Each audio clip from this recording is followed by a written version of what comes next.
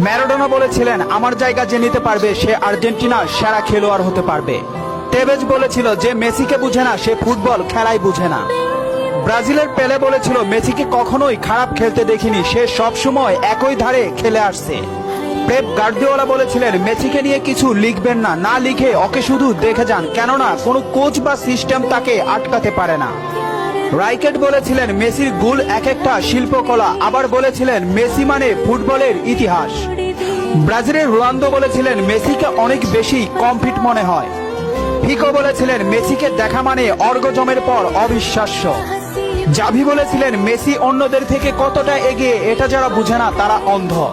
Iniesta বলেছিলেন, Messi যা পারে অন্যরা তা পারে না, বার্সেলোনা আর কখনোই আরেকটা মেসি পাবে না।